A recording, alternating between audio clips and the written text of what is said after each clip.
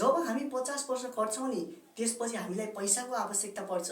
पहिला उमेर हुँदाखेरि पैसा कमाउँछौँ, यताउता खर्च गर्छौँ, घर परिवार धानिरहेका हुन्छौँ। तर 50-60 वर्ष कटिसकेपछि त्यसपछि हामीले काम गर्न सक्दैनौँ र हामी छोरा नाति अन्य व्यक्तिहरूमा भर पर्नुपर्ने हुन्छ। तर मान्छेलाई मुख्य समस्या पर्ने भनेकै पैसा हो। आज हामी तपाईँलाई कसरी हामीले भविष्यको योजना बनाउन सक्नु सक्छ।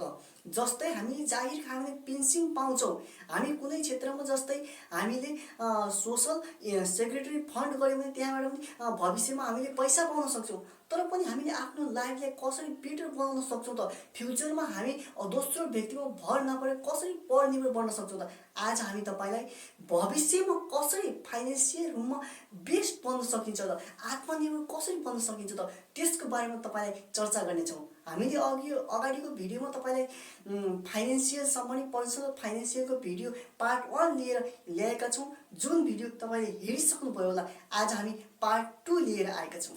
विशेष गरी हामीसँग पैसा हुन्छ, हामी 25 वर्षको उमेरसम्म हामी सामान्यतया नेपालीहरू काम गर्ने भइसकेका हुन्छौँ।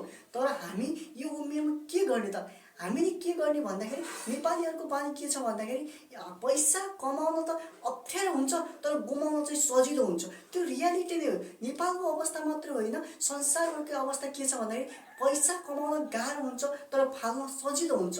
अब हामीले एकदमै जोखिम पनि कम भएको र हामीले भविष्यमा गएर आफूलाई फाइदा हुने विभिन्न माध्यमहरू छन्। मैले आफूले बुझेको र आफूले प्रयोग गर्दै आइरहेका र आफूमा भएको जुन नलेज छ नि त्यही तरिकाले तपाईँलाई सिकाउने कोसिस गर्नेछु। भिडियोलाई अन्तिमसम्म हेर्नुहोस्। नम्बर 1, तपाईँले एसआइपी गर्न सक्नुहुन्छ। सिस्टमेटिक इन्भेस्टमेन्ट प्लानको त तपाईँले नाम सुन्नुभएको छ होला। जस्तै तपाईँले वर्षमा 1000 लगानी गरेर पनि फ्युचरमा तपाईँले राम्रो तपाईँले के पाउन सक्नुहुन्छ त, त्यस पछाडि रिटर्न पाउनुहुन्छ। दोस्रोमा गोल्डमा इन्भेस्ट गर्न सक्नुहुन्छ। जस्तै तपाईँले सुन्नुभएको होला नि, हामीले सुन किनेर राख्नुपर्छ भनेर गाउँघरको भाषा त तपाईँले सुन्नुभएको छ होला। हो, यदि तपाईँले सुन किनेर राख्नुभयो भने यो एउटा तरल वस्तु हो, तरल एसेट हो। तर पनि यसबाट के हुन्छ भन्दाखेरि तपाईँलाई जति बेला पैसाको आवश्यकता पर्छ नि त्यति बेला तपाईँले यसलाई बिक्री गरेर क्यासमा कन्भर्ट गर्न सक्नुहुन्छ। त्यस्तै गरी नम्बर 3 मा तपाईँले के गर्नुहुन्छ, बेस्ट स्टक छानेर तपाईँले लगानी गर्न सक्नुहुन्छ। जस्तै सेयर मार्केटको नाम त तपाईँले सुन्नुभएको छ होला। त्यस सेयर मार्केटमा पनि बेस्ट स्टकहरू तपाईँले छानेर के गर्न सक्नुहुन्छ, लगानी गर्न सक्नुहुन्छ।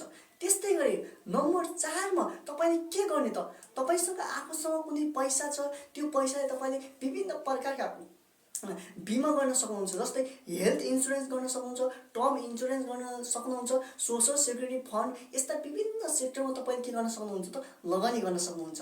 आशा छ आजको भिडियो तपाईँको निम्ति धेरै नै उपयोगी भएको छ। त्यसैले गर्दा अन्तिमसम्म भिडियो हेर्नुभएको छ, च्यानललाई सब्स्क्राइब गर्नुहोस्। हामी अर्को च्यानलमा फेरि पैसा सम्बन्धीको भिडियो र फाइनेन्सियल नलेज लिएर आउनेछौँ। त्यतिन्जेलसम्मको निम्ति बिदा हुन चाहन्छु। यहाँको दिन शुभ होस्। धन्यवाद। नमस्कार।